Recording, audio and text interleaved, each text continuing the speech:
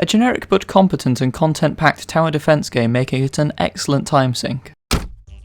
With a name so jam-packed with generic terms, Alien Shooter TD doesn't exactly stand out from the crowd, and much the same as Signa Team's previous titles, the name describes the gameplay practically in its entirety.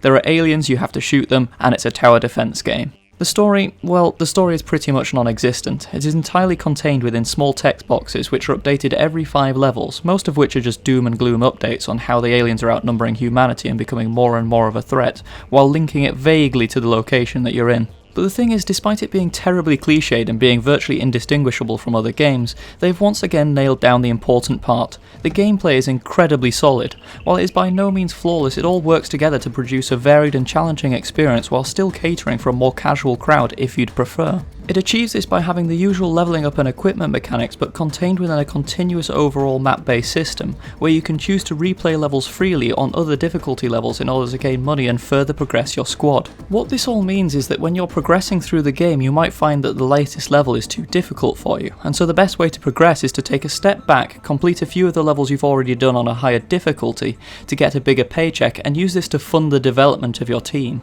Once you've built your way back up to where you got stuck, the problem should have cleared, purely because you have more appropriate team members available with better weaponry and generally better statistics. This gives you the option to either try and push through the levels even though they're getting hard, or you can take the easy way out and come back to it when you're ready to take on harder, faster monsters and more of them. The core gameplay loop doesn't break any molds either. You start out a mission choosing which 4 units you want to have available to place and what weapons they will have equipped for the level. Once you're in, you have a chance to familiarise yourself with the playing field and choose which spots are the best to set up shop, and then you hit go. Once the show is on the road, it's a matter of money management, ensuring that every troop you place is ready to deal with the incoming wave, equipping them with better weaponry where available, and ensuring that they're all stocked with ammo. Although you don't know what wave is going to appear next on the screen, you do at least have little arrows which light up indicating the paths that the aliens will use on the next wave. While there are quite a few variants on the aliens which appear, you only really have to react to 2 different forms of attack.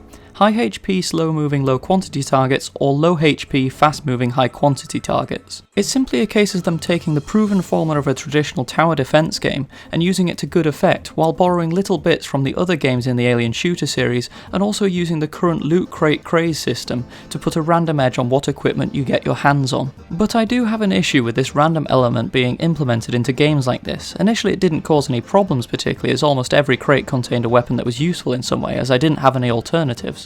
This all changes about halfway through the game when you're only looking for legendary weapons because anything else isn't worth upgrading. I think this should only have been included as a gambling element, where you can buy the crates and have a chance to get the most expensive weapons for cheap, or you can pay a far greater price to get the specific weapon that you're after, because once I was looking for the last weapon or two, I was totally fed up of wading my way through piles of crap weapons, only to find that I didn't get what I wanted. I do also have to say that the tutorial is pretty irritating, as you are completely forced in terms of which buttons you press, to the point where you can't actually quit the game until you follow the instruction on the screen. Graphically it isn't fantastic, it has a slightly pixelated edge which is particularly noticeable when you zoom in a little, but the characters are all fairly distinct. Both your troop types and the alien types are easily identifiable from a distance. The sound effects do begin to grate a little bit, as there isn't enough variety in the different types, but the soundtrack is pretty good, easy to listen to and fitting to the game, which is the important part.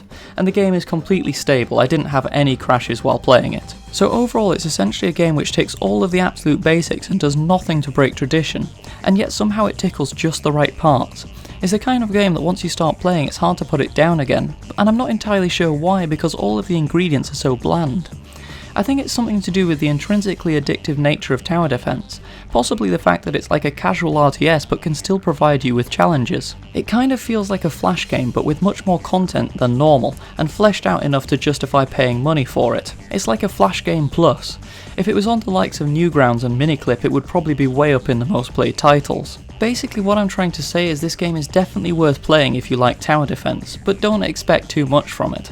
It's packed with different things to collect, upgrade, units to try out, and the campaign took me 10 hours to complete in all, and I've been trying to do all the rest of it on a harder difficulty since. When it comes to tower defense, my favourite is still firmly Defense Grid, but this was a good little stopgap between other games.